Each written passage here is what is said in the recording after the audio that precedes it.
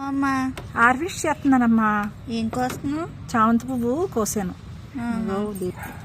కోసాను. మొరం కూడా కోద్దారు. ఉండు.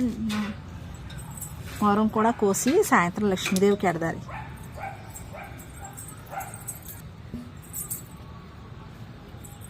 సరే. ఏంటమ్మా? పచ్చిమిరకాయలు చాలా. ఏంటమ్మా ఈ కలర్ లో ఉన్నాయి? వైలెట్ కలర్ లో ఉన్నాయి కానీ చాలా ఘాటుగా ఉంటున్నాయి. ఆ గార్డెన్ అబ్బాయి ఇచ్చినప్పుడు ఏంటి ఇలా ఉన్నాయి అనుకున్నాను, కానీ చాలా ఘాటుగా బాగుంటున్నాయి. కూరలు వేసుకుంటే మళ్ళీ చెప్తున్నాయి. రేపు మనం పంచదార వేసుకుని చెల్లి నువ్వు నేను తాగుదారి. ఓకే.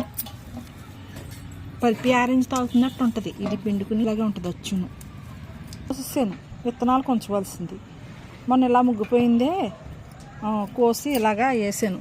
చక్కగా భలే బాగా వచ్చినాయి, చాలా బాగా వచ్చినాయి. పురుగు పట్టినాయి, ఇలాగా పురుగు పట్టేసినాయి. దీనికి రేపు పొద్దున్న కషాయం తయారు చేసి వేస్తాను. అదే మిరగాయలు జల్లితే వచ్చినాయి కదా, అవి హార్వెస్ట్ చేస్తున్నాను.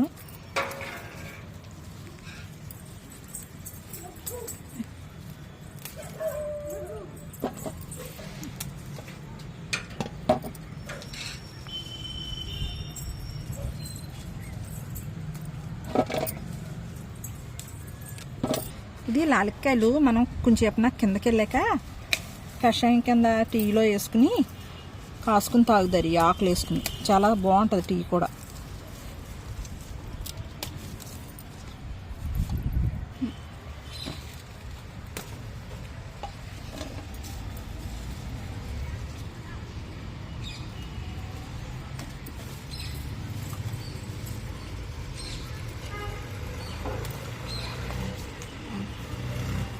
నా మట్ట కింద పడిపోయింది. ఏ పక్షులు అయ్యో కొరికేసినట్టు ఉన్నాయి.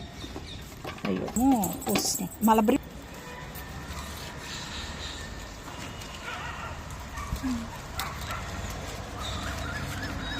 బాగుంది. రెడ్ కలర్ ఇక చూడు. రెడ్ చెప్పు. మలబరి పళ్ళు రెడ్ కలర్ వచ్చినాయి. ఏమ్మా ఇలా కోసేస్తున్నావు? బాగా బ్లాక్గా ఎక్కువ వస్తావుగా. ఈ పక్షులు తినేస్తున్నాయి. పక్షులు తినేస్తుంటే మా బొడ్డోళ్ళు కొంటలేదు. మా బొడ్డోళ్ళకేమో చాలా ఇష్టమైంది. ఏ బంగారం ఇలా రా, ఇదిగో తీసుకో.